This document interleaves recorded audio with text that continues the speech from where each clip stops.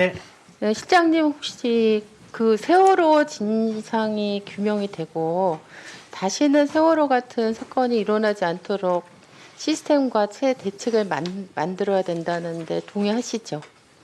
그렇습니다. 그렇죠. 근데 지금 세월호 진상 규명이 제대로 됐다고 생각하십니까? 아니라고 생각하십니까?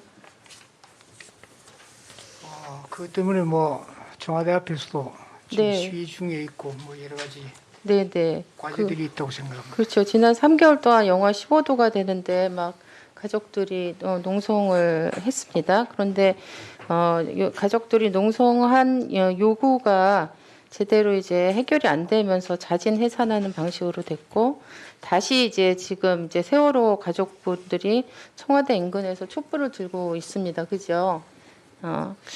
근데 이렇게 이제 되는 동안에 두 달만 있으면 이제 7주년이 되잖아요. 이 세월호는 저는 우리 국민 전체 집단적 트라우마 같은 거가 된다고 봐요. 이거를 해결을 안 하면 아무리 경제 지수가 좋아지고 개선돼도 우리 국민 전체가 뭔가 해결되지 않은 응어리를 안고 살아야 되는 이런 문제이기 때문에 반드시 문재인 대통령 계실 때 꼭 저는 해결을 해야 되는 문제 중에 하나다 이렇게 생각하는데 7주년이 다 돼가고 있는데 책임자급 관계자들은 계속 재판에서 무혐의 받고 무죄 판결 받으면서 지금 면죄부를 다 받고 있는 상태입니다. 근데 이렇게 된 원인이 뭘까를 봤을 때는 검찰 수사가 부실한 거, 검찰이 제대로 이걸 수사하려는 의지와 태도를 가지고 있지 않은 거.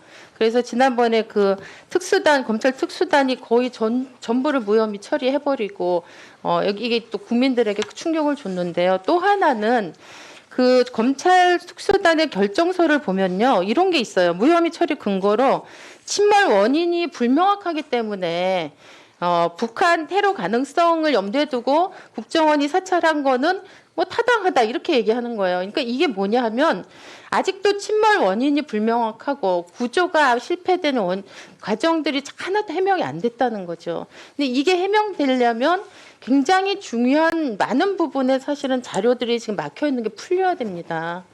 근데 이거는 그냥 일상적인 방식으로는 좀 풀기 어렵다. 그래서 대통령님이 의지를 가지시고 이 자료들이 그 진상 규명에 정말 필수적으로 요구되는데 7년 동안 안 열려 있으니까 이거를 적극적으로 협조를 하도록 해경이면 해경, 뭐 해수부면 해수부, 뭐 청와대 국정원 다 이거를 좀 해주시는 게 필요하다. 대통령이 명확하게 입장 표명을 좀 하시고 지침을 내려주시는 게 필요하다고 생각하는데 어떻게 생각하세요? 예, 의원님 말씀에 동의를 합니다. 그 부분도 같이 한번 알아보도록 하겠습니다. 네. 그다음에 이제 두 번째 질문인데요. 아까 우리 비서실장님께서 국정원 사찰에 대해서는 이제 노코멘트고 뭐 노개입이다 이렇게 말씀하셨는데 저는 이제 청와대가 국정원의 어떤 업무에 개입하려고 하는 건 정확하게 그 태도가 맞다고 생각합니다. 그렇게 하시는 게 맞는 것 같아요. 그런데 지금 이제 문제가 되고 있는 것은 과거 정부 박지원 국정원장님의 워딩으로 하면 60년 국정원 흑역사에 대해서 이거를 진상규명을 하는 문제가 돼버렸잖아요. 그래서 문재인 정부 청와대가 국정원 업무에 개입하는 문제가 아니고 60년 동안에 불법적으로 이루어졌던 국정원 사찰 문제에 대해서 이걸 어떻게 이걸 해결하고 극복하고 넘어갈 것인가 이런 문제로 전 접근하면은 청와대 입장은 좀 달라져야 된다고 생각합니다. 지금 국정원 같은 경우가 내가 사찰 받았다고 의심되는 사람이 어느 시기를 특정해서 어떤 사건과 관련된 거를 꼭 집어서 자료 요청하면 해주겠다는 정도예요. 지금 국정원의 태도가. 이래가지고는 사실 60년 흑역사가 규명이 될 수가 없습니다. 그래서 이 문제의 사안의 그러니까 중대함이라는 거 하는 걸 좀 인지를 하시고 저는 대통령께서 이런 문제에 관해서 명확한 입장 표명하셔야 된다고 생각합니다. 이 과정에 어떤 문제가 있었고 이거를 전모를 밝히고 앞으로 향후 어떤 일이 있어도 이게 재발되지 않도록 대통령께서 의지를 가지고 있다는 이런 입장 표명을 전 하셔야 국정원에서 해결하는 방식이 달라진다. 왜냐하면 노무현 대통령 때에도 사실은 이 국정원 개혁과 관련돼서 민관 그 합동조사단이 가동이 됐어요. 근데 이게 3년 동안 했습니다. 그런데 문재인 대통령 그 초기에 2017년도에 국정원 발전 개혁발전위가 있었는데 4개월 했습니다.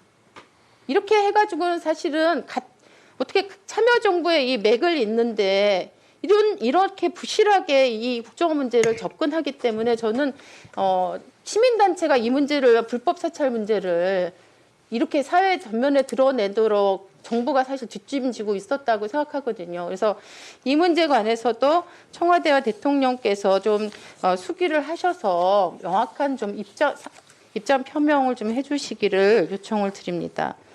세 번째는 우리 뒤에 사회수석님도 좀 같이 들어주시면 좋겠고요. 비서실장님께 말씀드리겠습니다. 사실 이제 돌봄 문제가 요새 굉장히 사회적으로 심각한 문제가 되고 있잖아요. 이게 그동안은 사실 개인이나 부모에게 맡겨졌는데 더 이상 그렇게 할 수 없다. 이게 공적 시스템으로 국가가 책임져야 된다.